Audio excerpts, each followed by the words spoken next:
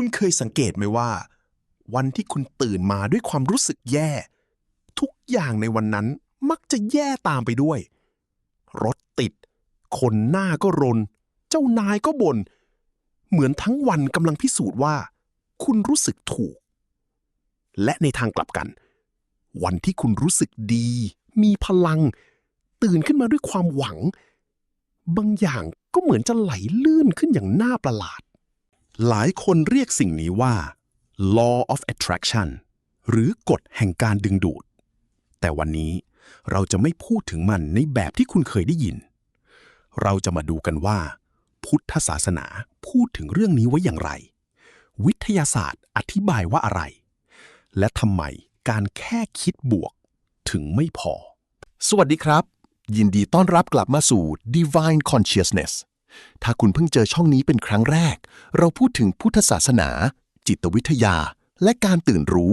ในแบบที่เชื่อมกับชีวิตจริงได้ใน EP 1 เราคุยเรื่องสัญญาณการตื่นรู้ EP 2 เราดำดิ่งลงไปใน Shadow Self วันนี้ EP 3 เราจะมาคุยเรื่องที่หลายคนอยากรู้แต่ไม่ค่อยได้ยินคำตอบที่ลึกพอนั่นคือเราดึงดูดสิ่งที่เราคิดได้จริงไหมและถ้าจริงมันทำงานอย่างไรก่อนอื่นขอพูดตรงๆก่อนเลย Law of Attraction ในแบบที่ถูกขายกันทั่วไปว่าแค่คิดแล้วจักรวาลจะส่งมาให้นั้นเป็นการลดทอนความจริงที่ลึกกว่านั้นมากครับไม่มีงานวิจัยทางวิทยาศาสตร์ใดยืนยันว่าความคิดของเราส่งสัญญาณออกไปในจักรวาลแล้วจักรวาลส่งสิ่งนั้นกลับมาให้แต่สิ่งที่วิทยาศาสตร์ยืนยันได้และน่าสนใจกว่ามากคือความคิดของเราโดยเฉพาะความคิดที่ซ้ำๆเปลี่ยนแปลงสมองของเราได้จริงๆเปลี่ยนแปลงพฤติกรรมของเราเปลี่ยนแปลงสิ่งที่เรามองเห็นในโลกและเปลี่ยนแปลงการตัดสินใจของเราและผลรวมของสิ่งเหล่านี้ทำให้ชีวิตเราไปในทิศทางที่สอดคล้องกับความคิดของเรานี่ไม่ใช่เวทมนต์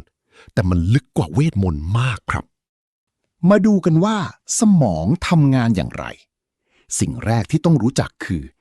RAS หรือ Reticular Activating System เป็นส่วนหนึ่งของก้านสมองทำหน้าที่เหมือนตัวกรองข้อมูลทุกวินาทีสมองของเราได้รับข้อมูลจากโลกภายนอกมากถึง11ล้านบิตต่อวินาทีแต่เราสามารถประมวลผลได้เพียง50บิตเท่านั้นใครเป็นคนเลือกว่าจะกรองอะไรออกอะไรจะเข้ามา RAS นั่นเองและ RAS จะกรองข้อมูลตามสิ่งที่สมองของเราถูกตั้งค่าให้มองหาตัวอย่างที่เห็นได้ชัดคือเมื่อคุณซื้อรถใหม่สีแดงรุ่นหนึ่งคุณจะเริ่มเห็นรถสีแดงรุ่นนั้นบนถนนทุกที่ทั้งที่ก่อนหน้านี้คุณไม่เคยสังเกตเลยรถไม่ได้เพิ่มขึ้น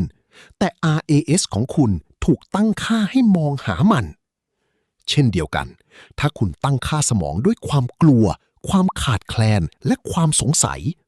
RAS ของคุณจะกรองโลกเพื่อหาหลักฐานยืนยันสิ่งนั้นแต่ถ้าคุณตั้งค่าสมองด้วยความเป็นไปได้โอกาสและความกตัญญู RAS จะเริ่มกรองโลกเพื่อหาสิ่งเหล่านั้นแทนโลกเดิมแต่คุณเห็นคนละโลกเลยสิ่งที่สองที่วิทยาศาสตร์ยืนยันคือ neuroplasticity หรือความสามารถของสมองในการเปลี่ยนแปลงตัวเองได้โดนัลด์ เฮปนักประสาทวิทยาชาวแคนาดาพูดไว้ในปี 1949 ว่า neurons that fire together wire together เส้นประสาทที่ทำงานพร้อมกันจะเชื่อมกันแน่นขึ้นแปลว่าอะไรความคิดที่เราคิดซ้ำๆจะค่อยๆกลายเป็น neural pathway ที่แข็งแกร่งขึ้นเหมือนเส้นทางในป่าที่คนเดินบ่อยจะกลายเป็นถนนที่ชัดเจนขึ้นเรื่อยๆความคิดเชิงลบที่คิดซ้ำๆจะกลายเป็น default mode ของสมองที่สมองวิ่งไปหาโดยอัตโนมัติทีนี้มาดูว่าพุทธศาสนาพูดถึงเรื่องนี้ไว้อย่างไรพระพุทธเจ้าตรัสไว้ในธรรมบทว่ามโนปุพพังคมาธัมมาธรรมทั้งหลายมีใจเป็นหัวหน้ามีใจเป็นใหญ่สำเร็จแล้วด้วยใจแปลง่ายๆคือทุกสิ่งที่เกิดขึ้นในชีวิตของเราล้วนมีจิตใจเป็นจุดเริ่มต้นถ้าบุคคลพูดหรือกระทำด้วยจิตที่ชั่วทุกข์ก็จะตามเขาไปเหมือนล้อเกวียนตามรอยเท้าโค ถ้าบุคคลพูดหรือกระทำด้วยจิตที่บริสุทธิ์สุขก็จะตามเขาไปเหมือนเงาที่ไม่พรากจากตัวนี่คือสิ่งที่พุทธกล่าวไว้เมื่อ 2,500 ปีก่อนที่วิทยาศาสตร์จะมีคำว่า neuroplasticity ซะอีกแต่ที่พุทธลึกกว่า law of attraction คือพุทธไม่ได้บอกให้คิดบวกแล้วรอรับสิ่งดีๆพุทธบอกว่าต้องมีทั้งจิตที่ถูกฝึกบวกเจตนาที่บริสุทธิ์บวกการกระทำที่ถูกต้องกรรมในพุทธศาสนาไม่ใช่แค่ความคิดแต่คือเจตนาที่นำไปสู่การกระทำคุณจะดึงดูดสิ่งที่คุณเป็นอย่างสม่ำเสมอไม่ใช่สิ่งที่คุณอยากได้ชั่วคราวนี่คือส่วนที่หลายคนทำพลาดกับ law of attraction พวกเขาพยายามaffirmความอุดมสมบูรณ์แต่ข้างในลึกๆยังรู้สึกว่าตัวเองไม่คู่ควรพวกเขา visualize ความสำเร็จแต่ shadow self ยังคอย sabotage อยู่พวกเขาคิดบวกแต่ความเชื่อในระดับจิตใต้สำนึกยังเป็นลบนักประสาทวิทยาบอกว่าจิตสำนึกของเรามีอิทธิพลต่อพฤติกรรมเพียง 5% ส่วนอีก 95% ถูกควบคุมโดยจิตใต้สำนึกถ้าคุณ affirm 5% แต่จิตใต้สำนึก 95% ยังเชื่อในสิ่งตรงข้ามคุณก็จะยังดึงดูดสิ่งเดิมอยู่ดีนี่คือเหตุผลที่พุทธเน้นการปฏิบัติไม่ใช่แค่การคิดการนั่งสมาธิการวิปัสสนาการทำทานล้วนเป็นการเขียนใหม่ที่ระดับจิตใต้สำนึกไม่ใช่แค่การ override ที่ระดับจิตสำนึกดังนั้นถ้าคุณอยากดึงดูดสิ่งที่ดีกว่าเข้ามาในชีวิตคำถามที่แท้จริงไม่ใช่คุณคิดอะไรแต่คือคุณเชื่ออะไรในระดับที่ลึกที่สุดแล้วจะเริ่มต้นได้อย่างไรวิธีที่ 1 ตรวจสอบ core beliefs ถามตัวเองว่าคุณเชื่ออะไรเกี่ยวกับเงินความรักความสำเร็จและตัวเองในระดับที่ลึกที่สุดถ้าคุณเชื่อว่าคนดีไม่รวยหรือความรักทำให้เจ็บปวดความเชื่อเหล่านั้นคือสิ่งที่คุณกำลังดึงดูดอยู่จริง